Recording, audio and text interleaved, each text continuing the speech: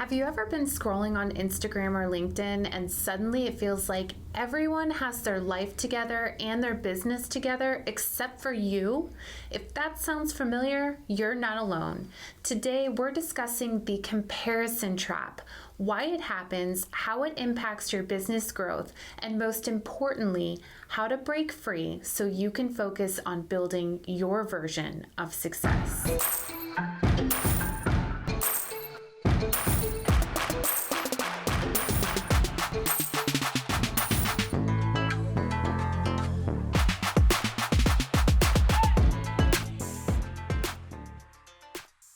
Hey, lady bosses, are you working even after putting the kids to bed but still not getting results? Are you tired of spending money on ads that aren't getting engagement? Do you feel burdened that you aren't fulfilling your purpose in life because you are so consumed with work? I'm your host, Brooke Boltz. I'm an attorney and founder of Boltz Legal. I started my business and in 1 year was bringing in 7 figures and am now bringing in multi-7 figures. And I'm your co-host, Rachel Boltz, owner of Boltz Media. I've helped many businesses build their online presence and increase their revenue through digital marketing. Want to hear how we did it? We are here to help you achieve your goals personally, professionally, and spiritually. So kick off your high heels, sit back, and let's ignite that passion. We're Miss Biz, where we're putting the Miss in biz. Let's get biz done. Let's be real. Comparison is human.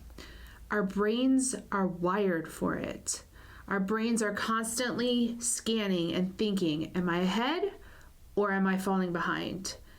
And the problem is, in today's world, especially online, we're comparing ourselves to thousands of people all at once.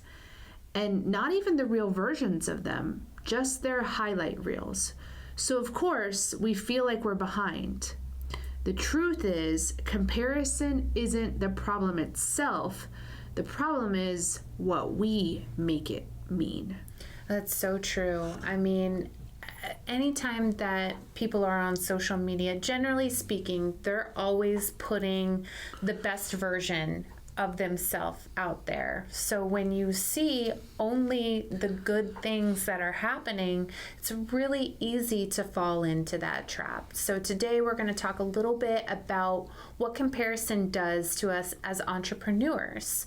First, it fuels imposter syndrome. We think they're so far ahead, I'll never be able to catch up. And according to the American Psychology Association, 60% of people say that social media negatively impacts their self-esteem. It breeds perfectionism. Suddenly, we don't want to show up until our brand looks as polished as theirs. And a study by the Journal of Personality and Social Psychology shows people compare themselves upward to those they think are doing better 12 times more often than downward, which directly decreases self-confidence. Isn't that crazy? I know that to be true because I do the same thing. I focus on those who are doing better off than me than those who are doing worse than me. It's just like, why does our mind do that? Why don't we look and be so thankful for all that we have and just for being in this country and just having a secure home and secure income and healthy family and all these things, but we're always looking at what we don't have. It's the same thing that I always say to my kids. I'm like, we'll go spend a day doing all kinds of fun things, and the minute we get in the car, now they're complaining about what we're not doing next. Yeah. Oh, we're just going home, we're not going here, and we're not getting ice cream, and we're not doing that. And it's like, man, why can't you be thankful for all the things we just did instead of focusing on the other things that you wish we could have done? It's like our minds are just wired that way for some reason. Yeah, well, you remember when we were at PodFest earlier this year, we saw the guy that had the discussion about how our minds just ultimately think negatively most of the time. Like, most of our thoughts typically are negative. And I think as well, when you're a driven entrepreneur, you're always looking at what's the next thing that I can do. So it's common to look at people who have what you want, or who you think have what you want, to continue to motivate and drive yourself. So this comparison trap distracts us from what actually matters, which is serving our clients or serving our audience. So instead of focusing on the people who need what we offer, we're obsessing over what our peers are posting. We end up chasing strategies that aren't even aligned with us just because someone else is doing it. That's so true. As an entrepreneur sees another coach announcing a $100,000 launch, and what they don't see is the $20,000 ad spend, the 3 years of trial and error, or the team behind it. They compare their month 1 to someone else's year 5. And it's just a great reminder, that story is of, we don't get to see all of the things in the background, all of the sweat, all of the tears that it took to get to that point, the production team behind everything. It's not like they just woke up and that magically happened. Right. That's reminding me, some people ask about my music videos. They're like, oh, I want to do that music video. It's like, do you want to know how much it cost? Yeah.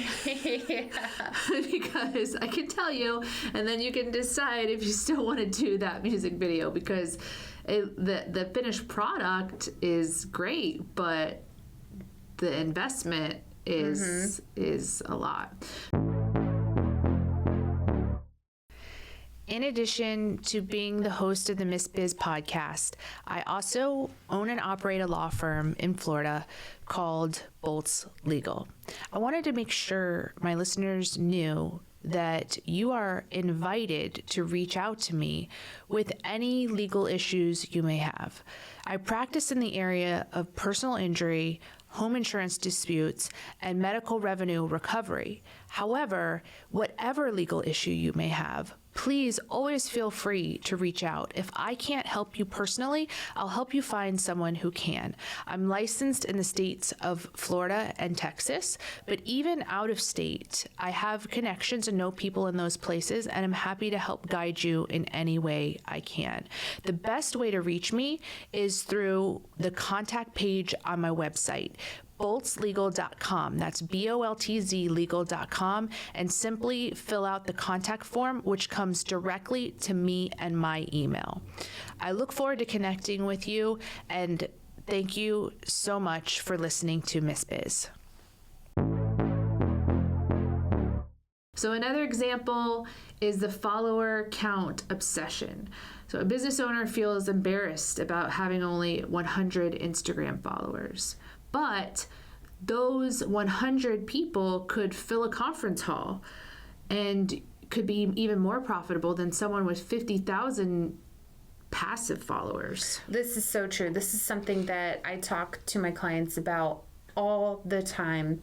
We call it vanity metrics, where people will have an insane number of followers, but how often are their followers actively engaging in their content? I've seen business owners that have a couple hundred followers perform better than those that have 100,000 followers, because they have true followers. But often we're not looking at it that deep. We're just opening the profile, looking at it, and thinking, man, I need to do something to get my followers up. Right. Another example is content creation freeze. A marketer sits on ideas because they believe it's already been said by someone else or someone smarter. And as a result, they miss the opportunities to connect with their audience in their own authentic voice. I think about this a lot because I just get an idea and I sit in my car and make a video right then. And sometimes I am like, I'll bet there's other people who've probably said this same thing before or out there saying having these same ideas. But realistically, I haven't seen it. I don't know that they're out there, but also they would say it in their voice and in their way and not in the same way that I would. So I try not to worry about what someone else said, or maybe they said it better or said it more polished, and just say, this is what was put on my heart, and so I'm going to say it in my way. I think, too, that subconsciously this can also be used as a way of talking ourselves out of it. Just similar to what some women experience when they're like, oh, well, my makeup's not perfect or my hair's not done. It doesn't need to be perfect. It doesn't need, the internet, they care about what you have to say and your personality and how you come across. They're not going to notice that you didn't put eyeliner on today. Yeah. I had a video one time that I did in my car, and my hair was terrible. I was on vacation and I didn't have like a hair dryer, or I had nothing. My hair looked like a big frizz ball. But I was inspired to do a video while I was sitting having my car charge at the charging station. So I did it and then almost didn't post it because I was like, my hair just looks so bad. But I did it anyways. And someone made a comment that said, you just get more beautiful. Like, more and more beautiful or something, she said. And I was like, wow, thank you. But also, I did not think that about myself at all. I thought I looked terrible. And so it just goes to show that we are our worst critics. Yes. And what stands out to you doesn't necessarily stand out to other people. And you just gotta put it out there and forget about it. Another comparison trap people will fall into is like the polished myth concept, where you'll look at a small business will compare their do-it-yourself Canva graphics to a competitor that has $5,000 a month design team, forgetting the gap in resources. Yeah, you got to compare apples to apples and oranges to oranges. And really,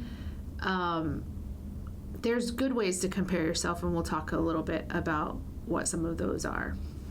So it's really important to shift the lens and ask, how do we get out of the trap? So we're going to share those tips that have helped us. One would be to turn comparison into data. So instead of saying they're better than me, reframe it. What's one thing I can learn from what they're doing well? If someone's content is blowing up, study it. Not to copy it, but to really truly understand why it's resonating. This is something that I am doing constantly. Every time I see someone with a good idea, rather than just thinking, oh, wow, why didn't I think of that? I ask myself, what can I learn from that? How could I maybe modify it to fit my business, or just trying to learn from what they do? And I think this is the critical difference between comparing yourself just to feel bad and comparing yourself in a good way, which is, oh, they had a great idea. How can I learn from that? Yeah, really getting down to the nitty gritty. Like if it's a social media video, study what is their hook, what is their main message, how are they delivering their call to action, like what components of this are working for them. That way when you go to create your video, you're not reinventing the wheel or throwing spaghetti up the wall at the wall. You have a proven structure that can help guide you towards success. Finding guests for a podcast can be difficult sometimes, so Brooke and I wanted to let you guys know that we are available to appear on your podcast. We also enjoy speaking at events, so if you have an event coming up, these jingles can go on the road. Simply go to missbiz.com/contact and in the subject line, write podcast guest or event speaker, and we'll reach out to you to further coordinate. So another tip towards shifting the comparison trap mindset is to redefine success. Success isn't follower counts or who looks the busiest online. Create your own scoreboard. For you, maybe success means 5 consistent clients or working 40 hours a week instead of 60. Or maybe it's finally launching that offer you've been sitting on.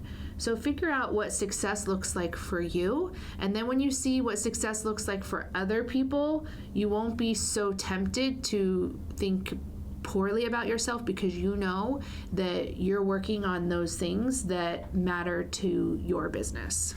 I think that this is such an important tip because how often do we just overlook our wins? It's just another day in business or just another Tuesday that passed by. Really taking note and being intentional about writing those wins down and celebrating it is important so that you can kind of remind yourself of the things that you are doing versus beating yourself up about the things that you aren't doing. And the next tip is if someone's content is just constantly triggering you and causing you to doubt yourself, then just mute it or unfollow it because you need to protect your own thoughts and guard your heart. And if you're just not able to have that self-control to not think negatively when you see what they're posting, and again, it's not that they're doing anything wrong at all, it's just that it makes you feel bad because you're comparing yourself. If that's the case and you just can't get past it, then there's no harm in unfollowing or muting that feed to protect your own mindset. Yeah, Facebook actually has a really nice feature where you can not follow them for a specific time period, and then after that time period resumes, then you'll go back to being able to see their content. So the 4th tip is to celebrate your wins, and that's what you were just talking about. Comparison blinds us to progress. So start a weekly practice of writing down one thing you're proud of and one lesson you've learned. Over time, you'll build evidence that you're moving forward in your own lane. I love that it mentioned writing the things that you've learned because I think that that's something really important. I think that there's a lot of value in that reflection time that we have, and I encourage people to do it every day at the end of the day and to not just think about the things that you've learned, but to write them down. Come up with a list of boundaries, come up with, different reminders that you need to help you on your journey. Also, remind yourself that their success doesn't take away from your success. We can all be successful. We don't have to feel like, because they're doing it, that means I can't do it.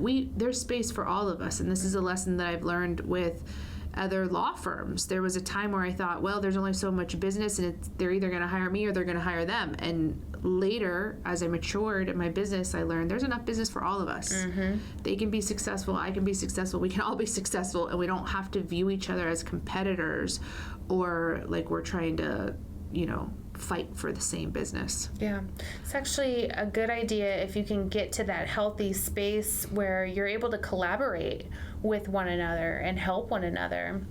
I know even in my field of marketing, I have a team of other marketers who don't necessarily work for me, but we communicate and we share ideas and trends and helpful advice because I think it was Bill Umansky said, all boats rise. Yeah, I like that. So next time you catch yourself falling into the comparison trap, just take a minute and pause. Ask yourself, am I looking for inspiration here, or am I just looking for evidence that I'm not enough? If it's the second one, it's time to close the app, refocus, and come back to your own scoreboard. Because the truth is, someone out there is looking at you right now, wishing they were as far along as you are. That's so true. So your homework this week is to each day write down one thing you did well in your business. And at the end of the week, look back and celebrate your progress. The best way to escape the comparison trap is to start noticing your own wins. If this episode resonated with you, share it with another entrepreneur who might need the reminder. We appreciate you and are honored to be on this journey with you. We can't wait to help you, to encourage you, and show you how to grow personally, professionally, and spiritually. If you found Miss Biz helpful, please leave a review and share with others. You can follow us on social media at Miss Biz Podcast. For legal questions or services, please visit boltslegal.com. And for digital marketing needs, please visit boltsmedia.com. Let's get biz done.